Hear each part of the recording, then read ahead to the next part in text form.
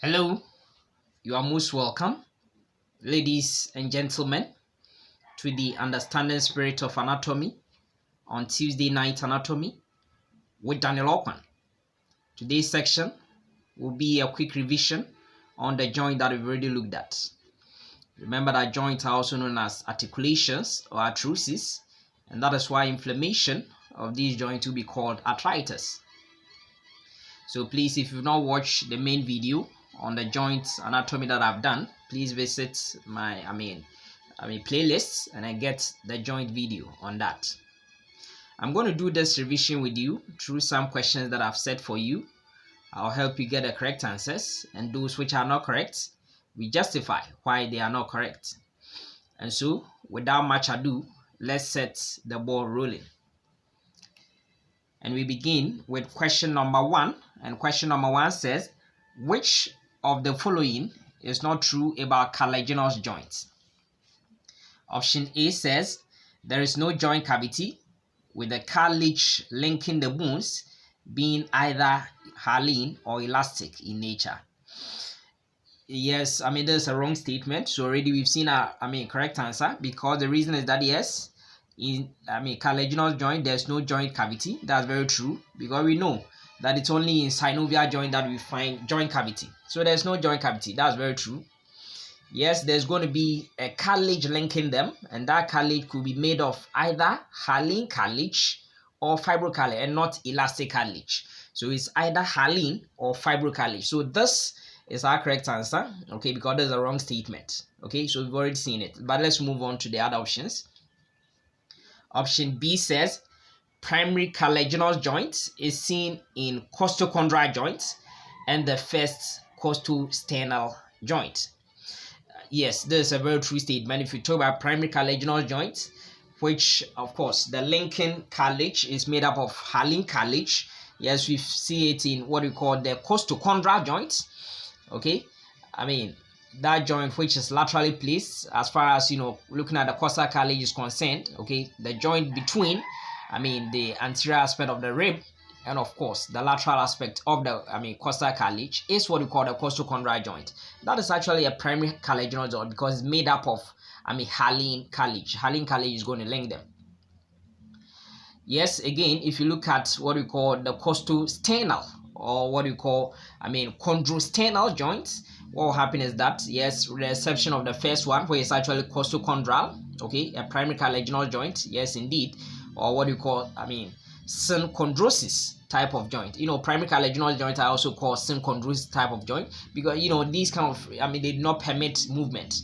They are functionally what we call, synarthrotic or arthrodial type of joint, okay?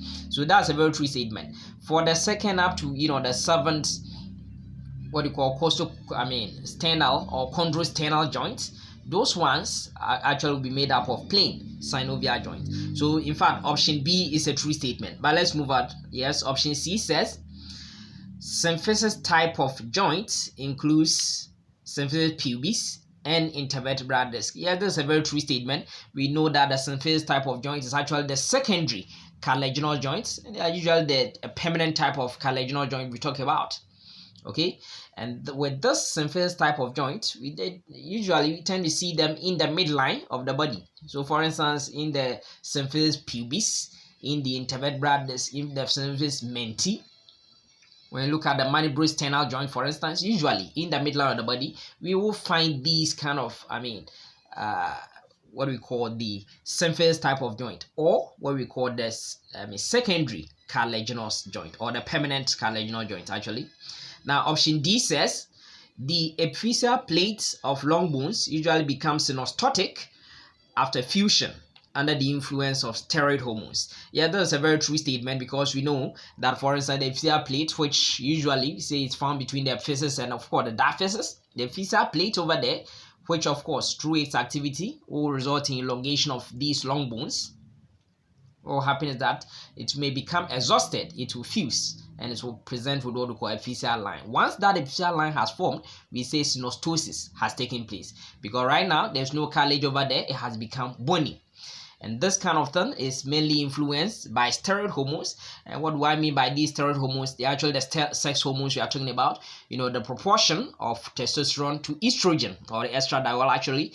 Yes, for instance, if you look at it, if the ratio, or if you are having more estradiol or estrogens than what you call testosterone, then what will happen is that the fusion will take place earlier compared to in situations where you have more testosterone compared to that of estrogen.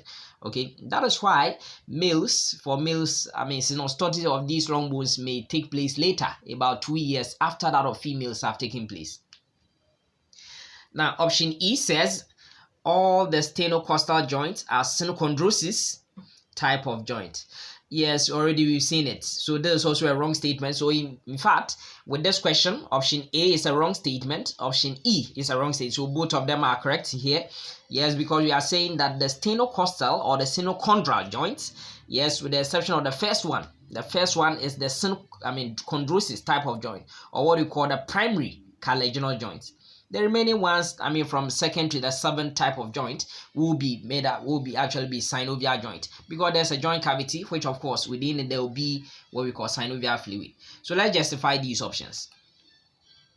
So remember that anytime we talk about joints, a joint will be formed where 2 or 3 bones, meet. Okay, so that is what joints will be. Now, naturally, what we say is that joints are supposed to permit movement. Okay, whenever tendons which are tied to these bones, okay, when they contract, the muscles contract and relax, they cause movement. But that movement will have to be permitted by these kind of joints. So classically, we will see that joint will permit that kind of movement. But what we see is that for instance, this time around we are looking at the cartilaginous joints. So cartilaginous, we have structurally 3 kinds of joints. We have cartilaginous joint, we have fibrous joint, and then we have what we call synovial joint.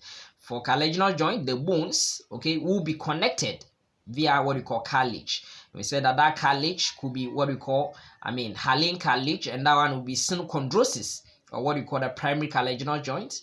And when it is what we call fibrocartilage and not elastic cartilage, fibrocartilage, it is what we call symphysis, or secondary cartilaginous joint. Now, generally, functionally, what will happen is that synchondrosis type of joint, primary cartilaginous joint, will be synarthrotic. They won't permit any movement, while the symphysis type of joint may permit some slight movement. So we say they are amphiarthrodial in nature. So we see the other things, like for instance, fibrous joint, where we find sutures, gomphoses, syndesmosis. We see those ones. Okay, those ones generally will be what we call synarthrosis. Okay, they will be synarthrosis, except that in the case of syndesmosis, which there will be slight movement, and therefore they will be amphiarthrotic. For synovial joint, they will permit varying degrees of free movement, and therefore we call them diarthrotic type of joint. So there's general classification of these joints we are talking about. So there we are. Now we said that if you look at the cartilaginous joints, then there's going to be a cartilage connecting the bones. If that cartilage is made up of hyaline cartilage, we call that joint, synchondrosis type of joint, or what we call primary, cartilaginous joint, or usually something we call temporary cartilaginous joint, because at the end of the day, most of these things, for instance, the epiphyseal plate that we find over here will become synostotic, will become bony, and therefore we don't see the cartilage. That's why we tend to refer to them as being, temporary, almost always. Then we've also seen that in the case of, so the joint over here, if you look at this joint, now this is what we call the costal cartilage. The lateral aspect of the costal cartilage with these ribs, is what we call the costochondral joint. Now all the costochondral joints are what we call, synchondrosis type of joint, primary cartilaginous joint. But if you look at the medial aspect, of this hyaline cartilage with the sternum, whether mandible or the body of the sternum, what will happen is that what we are saying is that the first one is only the first joint over here. The first, sternocondral or sternocostal joint is what we call a synchondrosis type of joint. The remaining ones, from 2 all the way to 7, will be a synovial type of joint. Synovial type of joint. But what we are saying is that these synchondrosis type of joint will be functionally synarthrotic or synarthrodial. They won't permit, this kind of movement. Now, one thing that we find is that, for instance, if you look at this epiphyseal plate thing that we are talking about, which will become synostotic, it is influenced by what you call, steroid hormones by way of estrogens, and of course, testosterone. Okay, of course, if I talk about estradiol, that's the main functional estrogen we are talking about. So estradiol and of course testosterone will be the main, things to talk about here. Okay, so that is, that one for you. Now, the other thing that we know is that the other type of cartilaginous joint is what we call the symphysis type of joint, or the secondary cartilaginous joint, or otherwise what we call the permanent type of joint, because at the end of the day, yes, they will not become synostotic. They will not become synostotic. Okay, so that is what we are going to see. So they will include what we call the pubic symphysis. They will include the intervertebral disc. But even with the intervertebral, although we are talking about fibrocartilage linking them, what will happen is that I will show you in the magnified image. You see that the fibrocartilage will be inside, and of course, there will be that kind of hyaline cartilage at the edges. Okay, at the ends, we see those ones. Okay, so please get to know that. But one thing that I have to tell you is that I told you that these symphysis, or what we call secondary cartilaginous joint, are usually found in the midline of the body. But if you take what we call the xiphy-sternal joint, yes, between the xiphoid process and of course the sternum, that one is actually made up, is going to be what we call a primary cartilaginous joint, because at the end of the day it will become synostotic with age. So yes, what have I been saying? Yes, we look at the primary cartilaginous joint, which of course I told you that in this case the lateral aspect of these hyaline cartilages, of these hyaline cartilages, which are the costal cartilages. Okay, so costochondral joint, the joint over here, is actually what we call synchondrosis type of joints. Yes, all these joints together with the first stenochondral or sternocostal joint, okay, is what we call synchondrosis or primary cartilaginous joint.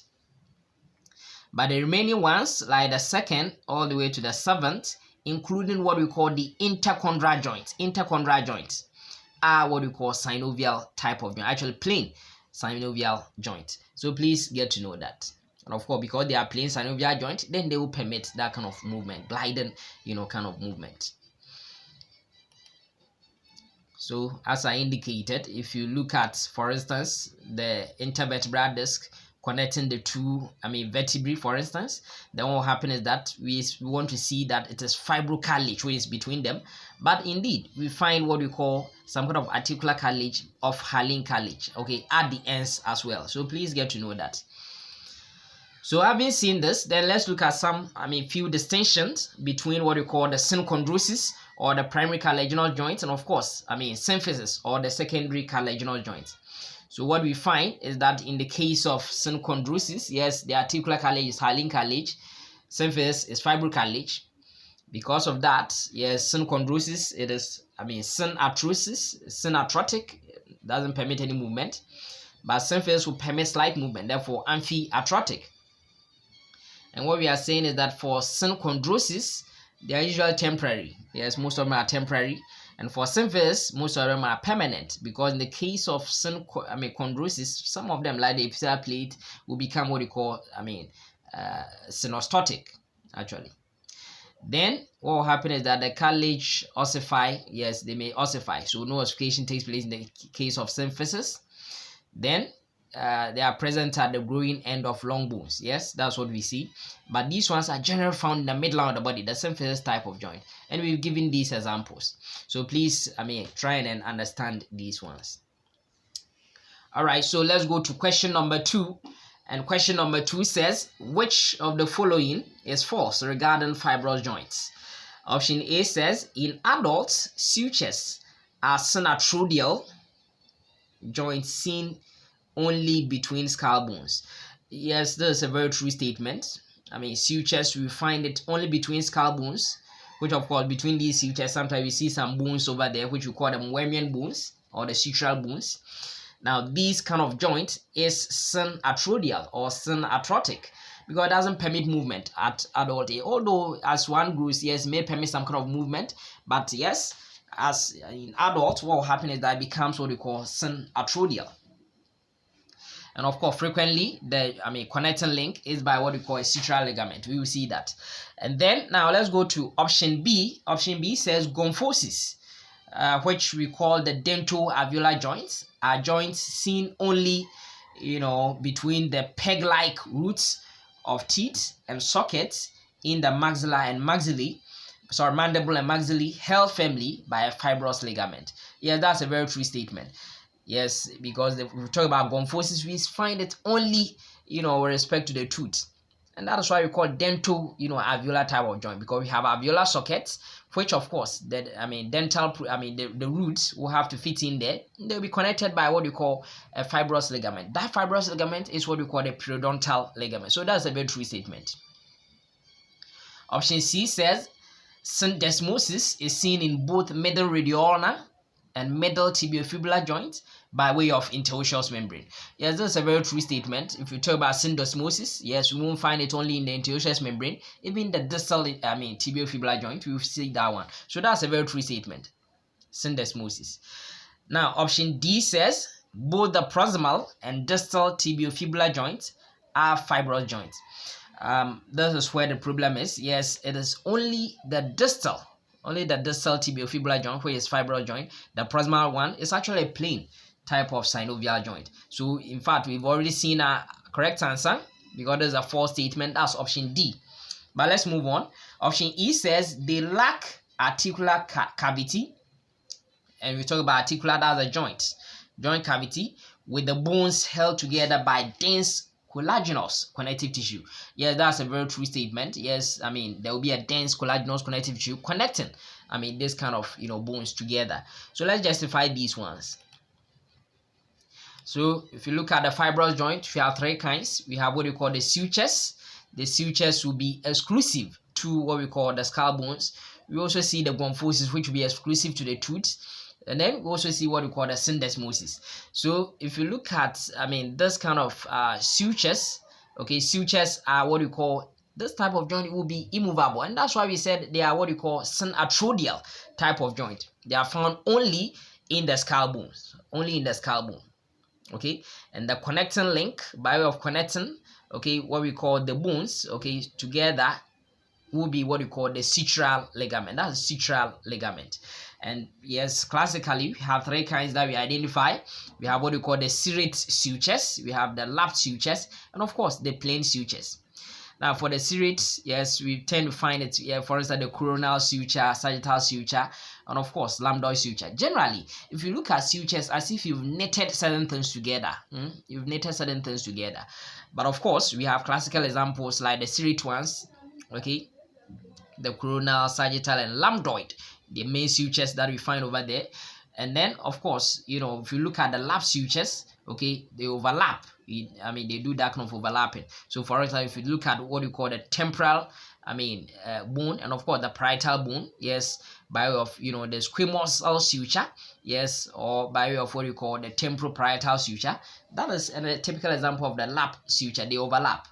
And of course, we also have the plain, which do not overlap. Okay, so for instance, if you look at the palatine process of the what you call the maxilla, and then of course, if you look at the horizontal plate of the palatine bone, yes, these are examples of what we call the plain suture. So remember, we have the serrate suture as if you've knitted certain things together. Then we also have the lap sutures which overlap, and of course we have the plain sutures, non-overlapping sutures type. But of course the bones, okay, by way of that ligament connecting them is what we call the sutural ligament. It is synarthrotic. Then we also look at the gomphoses, and we said that for the gomphoses, we find it only with a tooth, okay, so there's the tooth, the root of the tooth, okay, fitting in what we call this alveolar socket over here, okay. And these bones are only what we call the maxillae, the two maxillae, and of course the single mandible. That is where we find teeth dwelling, okay, in the alveolar socket. And we are saying that over here the joint between the tooth, the peg-like tooth, okay, is fitting in this alveolar socket, okay, will be connected by that ligament, okay, fibrous ligament, which we are calling the periodontal ligament. Now this one, we do expect that it permit movement. So gomphoses, okay, in healthy individuals should be synarthrodial. But at old age, in disease state of the tooth, then what will happen is that it may become amphiarthrotic. So that is what I want you to know over here. Then we also have the third kind of fibrous joint, which we call it, syndesmosis. And for syndesmosis, yes, classical example is what we call the, interosseous membrane. In between the bones, there's a ligament that's got that kind of fibrous membrane connecting them. Okay, so for instance, there's the tibia, there's a fibula, there will be a membrane. And that joint is what we call the middle tibiofibular joint. Again, if you look at the middle radioulnar joint, by way of under interosseous membrane between them, that one is also an interosseous membrane. Together with, of course, the distal tibiofibular joint. Distal tibiofibular joint is also what we call, a syndesmosis type of joint. But a proximal tibiofibular joint, there will be a joint cavity between them, and therefore that one is a synovial joint. That's actually a plain synovial type of joint. So please get to know that. So what have we seen regarding fibrous joints? We have three kinds. We have what we call the sutures, which are exclusive, okay, to the bones of the skull, okay, and usually the fibers tend to be short enough to connect them, okay, yes, to connect them, and we find it's only in the skull. Dense connective tissue connecting them. Then we also have the gomphoses, which you find it's only with the tooth, the peg-like, tooth fitting in the alveolar, aspect of the bone. Then what happens is that connected by that ligament, which we call it periodontal ligament. So it means that if there is periodontitis, then what will happen is that there will be weakness in this kind of joint, okay, so that the tooth may even get removed. Then we also have what we call the syndesmosis, middle radioulnar, wherever we have two bones, like the bones which we find the forearm radioulnar, middle radioulnar, the bones we find the leg, middle tibiofibular, and of course the distal tibiofibular type of joint. Remember that the proximal one is actually made up of plain type of synovial joint. But if you look at the proximal and distal radioulnar joint, those ones will be made up of what you call pivot joint. You will see those ones. All right, so having seen these kind of joints so far, yes, we've seen the classification. Then what we should know is that what are the functional classification. So for sutures, yes, I told that they are synarthrotic, they permit no movement. Gomphoses, if not diseased, they permit no movement, but it could be slightly movable in disease state. Even the sutures, as one grows, they may be slightly movable to permit the growing, brain to develop. Then if you look at the synchondrosis, primary cartilaginous joints, we are saying that it is immovable and therefore synarthrotic. But if you look at the what we call the symphysis type of joint, that one will be slightly movable, amphiarthrotic. Then we are saying that these kind of joints, especially areas where we have the hyaline cartilage, it could be synostotic, and therefore yes, it becomes bony. The cartilage over there will fuse, become bony. Then we also have what we call the fibrous joint by way of the interosseous membrane. Syndesmosis type of joint. Those ones will permit some kind of slight movement. Some slight movement will be permitted. But in the case of synovial joint, they are freely movable. We will see those ones. So we go to question number 3, and question number 3 says, which of the following is false about a typical synovial joint? Option A says it is functionally diarthrotic type of joint, permitting varying degrees of free movement. Yes, that's a very true statement. We've already seen that, synovial joints will be diarthrotic, permitting movement in several planes, but at different degrees, actually. That's a very true statement. Now, option B says the ends of the articulating bones are covered by hyaline cartilage. Yes, in synovial joints, we see that these bones, okay, will be covered. Okay, these long bones will be covered by what you call, articular cartilage. And those articular cartilage are actually what you call hyaline cartilage. Not any other type of cartilage, but hyaline cartilage. Option C says there is a joint cavity which contains synovial fluid for lubrication of the joint. Yeah, that's a very true statement. There will be a joint cavity, unlike the other two. I mean, like structural classification of joint, like the fibrous joint, like the cartilaginous joint, where there is no joint cavity. In the case of synovial joint, there is an articular cavity or a joint cavity. And what we find is that there will be something we call synovial membrane, which will secrete what we call synovial fluid to help in the lubrication of the joint. That's a true statement. Now, option D says the joint is reinforced by an articular capsule. Yes, that's a very true statement. Even apart from the articular capsule, some other things will have what you call collateral ligaments and all that, yes, to help in the stabilization of the joint. So that is a very true statement. Now, option E says the outer layer of the joint capsule is known as synovial membrane for the secretion of synovial fluid.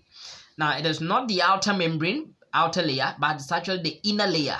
Okay, synovial membrane, okay, made of loose connective tissue, but the outer layer, which is made of dense irregular connective tissue, that capsule over there is the one who is going to give that kind of support, okay, to the joint, actually, I mean, reinforcing it. But the inner layer is actually synovial membrane, not the outer layer, and that one which will secrete the synovial fluid. So it means that we've seen our answer. The answer is option E. Let's justify these. So there we are. Typically, if you take, I mean, a synovial joint, you may have, it could be 2 or 3 bones there, but let's just use 2 bones for simplicity's sake. We have a proximal bone and we have a distal bone, or articulating bones. And then these bones, you can see that they are lined. These long bones, they are lined. The articular ends are lined by what you call, I mean, some kind of cartilage, which we call it articular cartilage. Articular cartilage. And this articular cartilage is actually made up of, I mean, hyaline cartilage. Although we know that hyaline cartilage should have a perichondrium, this articular cartilage is lacking a perichondrium. Therefore, what happens is that you can see that this cavity over here, which is created over here, the presence of this cavity makes it a synovial cavity, because within this cavity there will be a fluid known as synovial fluid, and it is through diffusion that these kind of cells, I mean cartilages in the articular cartilage or the joint cartilage over here will receive nourishment. This kind of synovial fluid is secreted by what we call the inner membrane of what we call the joint capsule. So there's a joint capsule over here. That joint capsule, we have an outer fibrous capsule to reinforce, give some kind of support to the joint. And the inner one, that's made up of dense irregular connective tissue, with the inner portion of the joint capsule, I mean, called the synovial membrane, to secrete this kind of fluid we are talking about. Okay, so that is, I mean, one thing that you should know. And you know that this kind of fluid will be very important in giving that kind of some kind of nourishment, okay, removing waste, you know, reducing the temperature over here. Yes, I mean, talk about reducing friction, okay, lubricating the joint, actually. Yes, will be done by this kind of synovial joint. Okay, so that is, I mean, what generally we are going to see over. Yes, there will be that kind of blood vessels related over there. There could be other areas apart from this one. There will be other things like collateral ligaments and all that may give that kind of support to this joint. But even apart from this synovial fluid find itself in the joint cavity or the synovial cavity, there will also be other fluid filled sacs, okay, which will also reduce friction, and those things are called BESI. Okay, fluid filled sacs, which you tend to find them there, will be called BESI. So if you have a joint, which is a synovial joint, which is, I mean, highly susceptible to friction or abrasions, then what will happen is that we have a lot of these BESI there. Then apart from that, even the tendons of muscles which run around these areas will be covered by what you call, I mean, tendon sheet. Tendon sheets will also contain, I mean, this kind of synovial fluid to also reduce, you know, that kind of, I mean, friction as far as, you know, movement at the joint is concerned. Okay, please get to, I mean, know these kind of things. So I said that, yes, I mean, synovial joints will permit varying degrees of movement, and these movement, yes, I mean, we respect, I mean, to the axis of movement. We can have what we call the non-axial movement, which we find in the plain synovial joint, that a gliding synovial joint. Okay, so the planes are permitting gliding movement, okay, and that one is the slipping type of movement because it doesn't move around any axis. But in the case of what we call the uni means one, or monoaxial, then it means that yes, that movement is going to occur, you know, in or around one axis. Okay, so for instance, flexion extension by what we call the elbow joint will be, a uniaxial type of movement. Then we also have some of them which will have what we call biaxial. Now for biaxial, then it means that movement is going to take place along two axes. Okay, so for instance, flexion extension, or let me say abduction adduction. Okay, biaxial. Then we also have what we call multi-axial or triaxial type of joint. So triaxial or multi-axial, it means that it's going to occur around three axes or several axes. Okay, so more than two axes, then we want to say multi-axial. So like for instance, the hip joint, for instance, the shoulder joint, the glenohumeral joint. Yes, these kind of joint, apart from permitting for something like flexion extension, may permit what we call adduction abduction, and they may also permit what we call medial rotation, external rotation. So because of that, they can permit, along with, that kind of circumduction. So synovial joint, what we are saying is that they permit varying degrees of free movement. So let's go to question number 4. And question number 4 says, which of the following is not true about the types of synovial joint? Option A says the 6 types of synovial joint are pivot joint, plane joint, hinge joint, ball and socket joint, condyloid, and saddle joint. That's a very true statement. We have 6 kinds of synovial joint classically. We have the pivot, plane, hinge, ball and socket, condyloid, and of course saddle joints. We will see them. Now option B says pivot joints are rotary, joints which are uniaxial and include atlantoaxial joint and both proximal and distal radioulnar joint. Yeah, this is a very true statement. Yes, frequently, that supporting ligament, which we call the annular ligaments, will keep them in position, and they are uniaxial because they permit what we call rotation. Whether you're going medial or lateral, so rotary movement is what is permitted. So they are uniaxial. Now, option C says plane joints being non-axial because they permit only what we call gliding movement, and the articular surfaces are quite flat or nearly flat, with examples being what we call costovertebral, costotransverse, and sternocostal joint. Yes, we've seen, these ones. Yes, this statement, we can look at it in 2 ways. Yes, it could be wrong, could be true, because what we find is that yes, plane joints, they are non-axial. That's true. They permit gliding movement, no problem. The articular surfaces are flat or nearly flat, no problem. The examples are what you call costovertebral. Yes, that's a very true statement. Costotransverse, that's a true statement. But when we come here, sternocostal, we said that the first sternocostal joint is what we call, a synchondrosis type of joint, and therefore not a plane joint. So saying that sternocostal joints, yes, it could be true or it could be false because there was no qualification like and all. We didn't say and all. So yes, there's a contentious, answer, but of course we can see true or false. So let's move on. Option D says, although hinge joints are usually uniaxial, the knee joint, which is a modified hinge joint, is biaxial, permitting limited, medial and lateral rotations. Yes, this is a very true statement. If you look at hinge joint works like as if you have the laptop. Yes, you can only move it in one plane. Okay, so that's what we call flexion extension.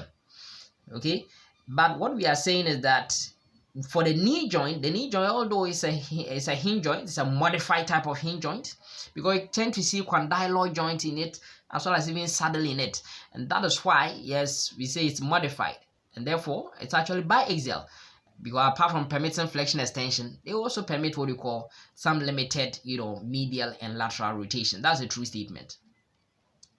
Now option E says the glenohumeral and acetabulofemoral joints are multi-axial ball and socket joint. That's a very true statement. That's a true statement. Yes, permitting varying degrees of movement. Let's justify these ones. So there we are. We said we have 6 kinds of what we call the synovial joint. We have the gliding or the plane synovial joint, which examples include what we call acromioclavicular, yes, sternoclavicular joints. Yes, all these ones. Intercarpal, intertarsal joints are some examples. Talk about vertebrocostal type of joint, costovertebral or costovertebral joint. Okay, all these are examples. Costotransverse, sacroiliac, all these are examples of, plain synovial joints. Talk about the second to the seventh, sternocostal joints. Okay, talk about the intercostal joint. They are all plain synovial joints. Okay, so you see that. And we said the articular surfaces are flat or nearly flat. Then we also have the hinge, works like the laptop. Okay, hinge, permitting only and you know that this kind of gliding joint is what we call non-axial, because that no movement occurs at an axis. But in the case of hinge joints, yes, it's taking place flexion extension, like the elbow joints, like the knee joint, like the ankle, like the interphalangeal joints. Okay, we also have the pivot joint, which we said that they will be linked. The bones will kept in place by what we call annular ligaments, like this one, forming that kind of ring, annular ligament. And that one is also monoaxial or uniaxial. For instance, they are antoaxial joints, the proximal and distal radioulnar joints, yes, are classical examples of these ones. We also have what we call the ellipsoidal. I will take you through all these ones. I think we will be looking at all of them, like the radiocarpal joints, okay, that we find. We will see that, like the metacarpophalangeal joints of the second to the fifth. Okay, now the ellipsoidal can also be called the condyloid type of joint. The metacarpophalangeal joints are examples, and then we also have the saddle. Okay, for the saddle, first metacarpophalangeal joint, the incudomalleolar joint, even the clavicular type of joint. Even over there, we tend to see some saddle over there. Now these ones, yes, they will be biaxial. Upon permitting flexion extension, they also permit what we call abduction adduction. So we see that. Then for ball and sockets, okay, that we are talking about, like the shoulder joint, like the hip joint, being multi-axial. So we look at these ones into detail. So as we said, there are 6 kinds, okay, plane, hinge, pivot, ellipsoidal or condyloid, saddle or cellar, and of course ball and socket joint. So there we are. If you look at the pivot joint, by, like, for instance, the proximal radioulnar joint, even the distal radioulnar joint, okay, which will be kept in place by what this kind of annular ligament over here. Yes, this is an example of it, but permitting that kind of rotary movement, okay, in a single plane. Okay, so it is actually what we call a uniaxial or monoaxial joint. Yes, similarly, if you look at what we call the atlantoaxial joint, okay, so for instance, the axis with the dents fitting in here, okay, anteriorly over here, and then connected by that ligament, the annular ligament. Yes, that is also, that is the proximal and distal radioulnar joint. Then we also have the hinge joint, which works like the laptop. Yes, what we are saying is that they are also uniaxial. Yes, one of the articulating bones will be convex while the other would be concave. So for instance, this one is nearly convex, so that this is concave, which is going to fit in there. Okay, the trochlear with the trochlear notch over here, so that what will happen is that it can permit that kind of flexion extension, okay, at the elbow joint. Okay, together with the interphalangeal joints, okay, are also examples. But one thing that we find is that with respect to the knee joint, although it is a hinge joint, it's a modified hinge joint. That one can permit what we call flexion extension. It can also permit some limited, medial and lateral rotations. Okay, and usually that one will happen when you flex. Then we flex the knee. That one we tend to appreciate these kind of rotations very well, and that's why I say they are limited. Okay, so that is one thing. Then we also have, apart from the hinge joint that we've seen, which of course hinge joint can also be say gangliomos. Okay, hinge joint can also be called gangliomos type of joint because they permit that kind of gliding movement.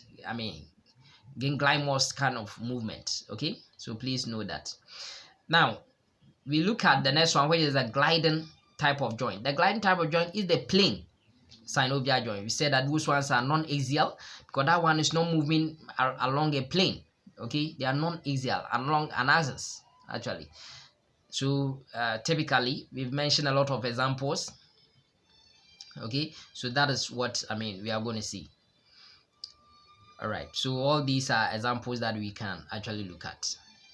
So if you look at the what I've said, the costovertebral, if you look at the costotransverse, the sternocostal, the intercarpal, intertarsal joints. All these are examples that we can make mention of as far as the plane or the gliding, because they permit that kind of gliding movement, okay, type of joint are concerned. Now for this one, I'm interested in only the ball and socket joint over here. So for the ball and socket joint, there's a rounded structure dwelling in a concavity, okay, but that one is able to permit movement in several planes, okay, like the hip joint, acetabulo-femoral, glenohumeral joints, okay, permitting all those kind of movement, so therefore being multi-axial, very freely movable. So what am I trying to say? What I'm trying to say is that even with respect to synovial joint, the degree of movement permitted varies. So let's go to question number 5, and that's our last question. And it says, which of the following is inaccurate regarding condyloid and saddle joints?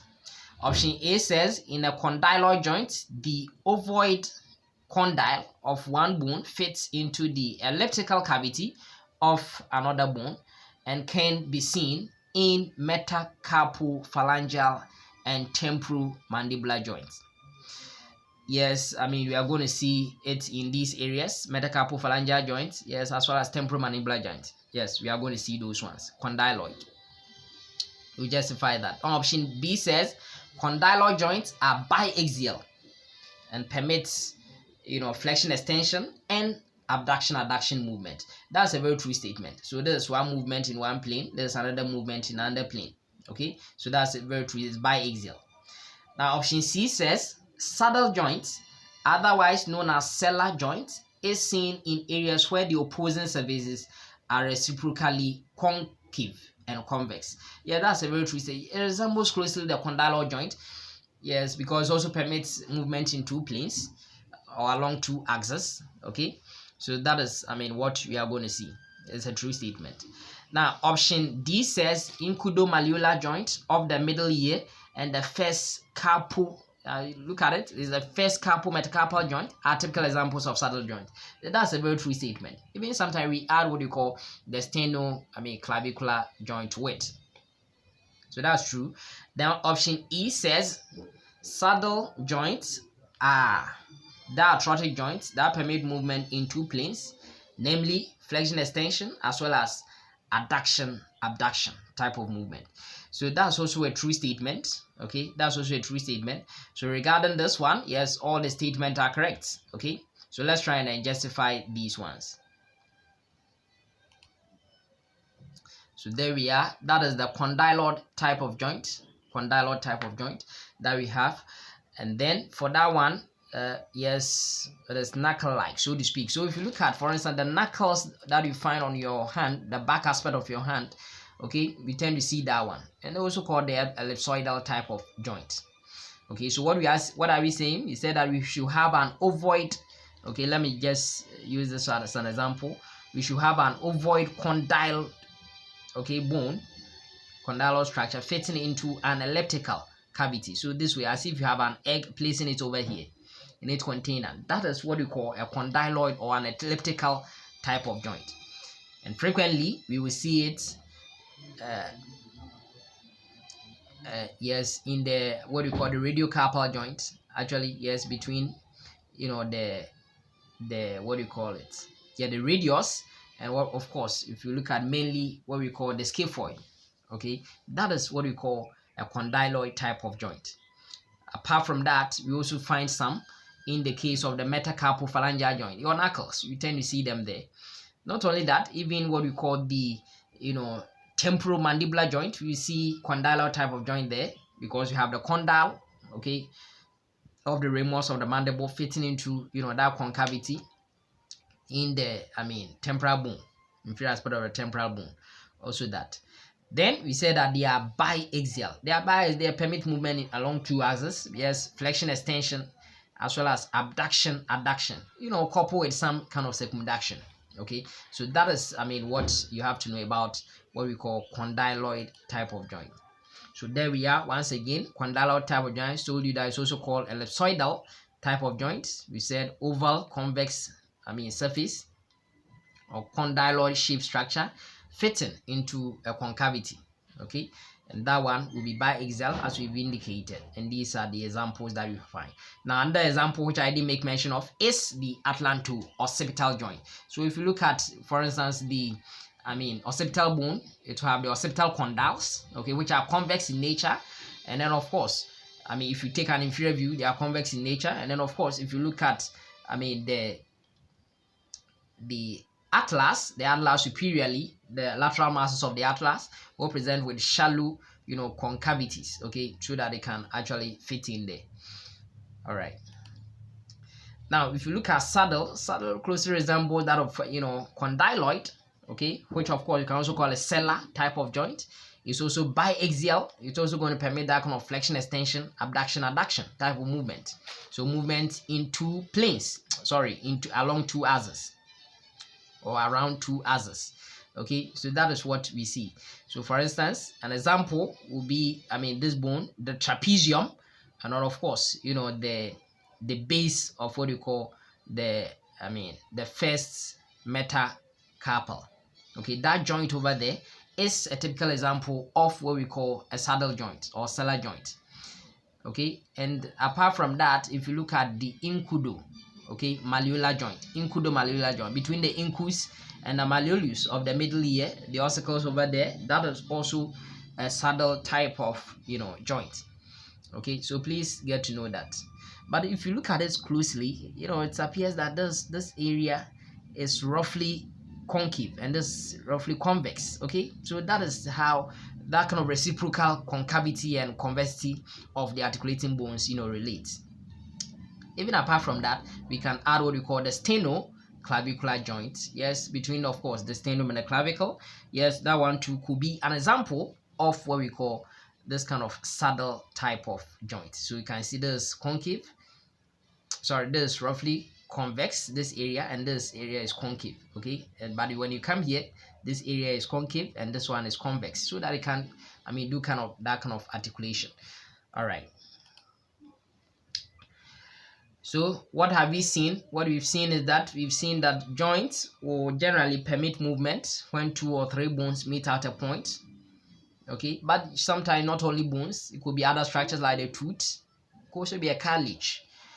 But what we are saying is that if it's fibrous joint, the connecting link is by way of a dense connective tissue, cartilaginous connective tissue. If it's cartilaginous joint, the connecting link will be a cartilage. But when it's synovial joint, then there's a cavity between the bones are not physically in contact, but there's a cavity which will be filled by synovial fluid. And we've seen the 6 kinds, being the ball and socket, okay, being multi-axial, like the shoulder joint, like the hip joint, okay. And then we also seen the hinge joints, okay, like the laptop, permitting movement in only one plane or in only one axis, like the elbow joint, like the talk about the interphalangeal joint, the modified knee joint, which may be biaxial actually. Yes, they also have the plane joint and non-axial because they don't move along an axis, but they permit that kind of gliding movement. Okay, they slip against each other. So that one, yes, if you look at a lot of plane synovial joint in the human body, yes, we've seen all of them. And then we also have that of the pivot joint, yes, permitting that kind of rotary movement, okay, in one axis. Okay, atlanto-axial, talk about the proximal and distal radioulnar joints, all those ones are examples. If you look at the ellipsoidal or the condylar type of joint, we've seen them. Temporomandibular joint. Okay, if you look at what we call the talk about the talking about the condyloid type of joints, talk about what you call the diagonals, metacarpal phalangeal joints, all those ones are examples. Yes, they also be biaxial. Then of course the saddle joints, which of course reciprocally they show that kind of convexity and then concavity of the articulating bones. Talk about the incudo-malleolar joints as being an example, and of course the first what we call metacarpal joint. So these are the things that we've looked at in a nutshell. I hope you find it helpful. I'm very grateful for your time this evening. Have a good night and may God richly bless you.